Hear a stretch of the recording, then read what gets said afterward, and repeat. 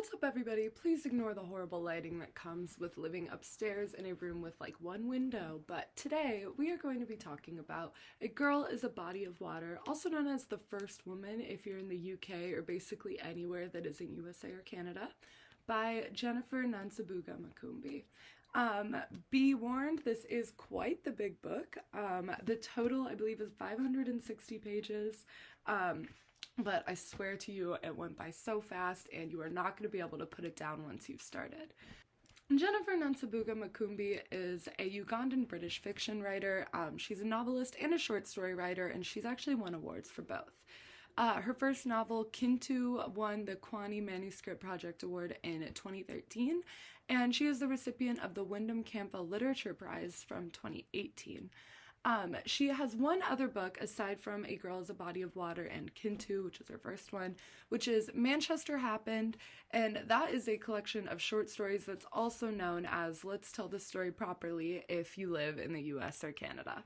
So the book starts off with us in rural Uganda following this 12-year-old young teenage girl named Chirabo. Chirabo lives with a big family with her grandparents, and her dad lives in the capital of Uganda, which is Kampala.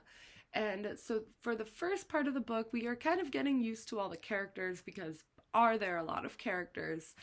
There's so many characters that Makumbi even includes a little cheat sheet for you at the end. And honestly, even then, not enough characters named for you to be able to follow it just based off that cheat sheet. But we get used to all the characters, we get to know her siblings and her cousins that she lives with, and then we kind of get to know Chirabo herself. She's very uncertain of herself without her mom there, and she's experiencing these weird changes where she's flying because she's the first woman. So overall, the feministy epic version or way in which this book is written is honestly unlike anything else I've ever read. And I'm a reader, so that for me means a lot. I really enjoyed this read. I thought it was medium paced. It didn't burn too fast, but it also didn't burn too slow. She does a really good job of captivating the reader. Even with a culture where you might not be familiar, you also never feel lost. She does a very good job of providing adequate context clues to where she never needs to give the translation for a direct phrase, but you're able to pick up on the clues that maybe you're able to figure out a loose translation just enough to where you're not lost in the book. And I really liked that. It stays very true to the culture in which this book takes place. It takes place during Idi Amin's regime in Uganda, so there are some political undertones to this novel. However, it largely just follows a girl trying to find her birth mother with the help of her grandmothers, her friends, and everybody in between, and I just loved it. Now, a very large part within A Girl is a Body of Water is the relationships between the female characters. We see the relationships that Chirabo has with her grandmothers, her aunts, her friends in boarding school, and her friends in her home rural town. And we see how these grow throughout the about 6 years that this book covers. This very much reminds me of the relationships found in The Secret Life of Bees by Sue Monk Kidd. I absolutely love this book. It is so good, and I would recommend it to anybody.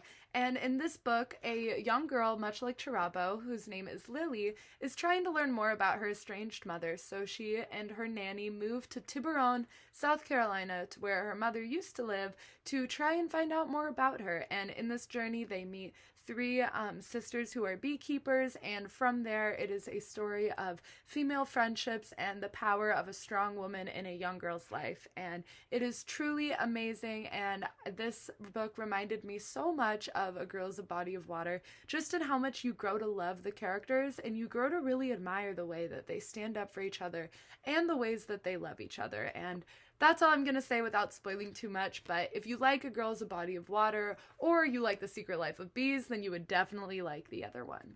Now, A Girl is a Body of Water is emotional, reflective, and character-driven, and if you know me, then you know those are three things that I absolutely love in a book. Overall, Makumbi killed it. She nailed those three things on the head, and I cannot recommend this book more to somebody who hasn't read in a long time and really wants to get back into it, or if you're just looking for a new novel to pick up. Either way, you're not going to regret it, and you're also not going to be able to put it down until you finish that last page. If you read this book, make sure you let me know. Be sure to give my post a like, comment, and subscribe, because that's what I'm supposed to say here. And other than that, I'll see you guys next time. I appreciate you sitting here with me through my little book talk, and yeah, bye.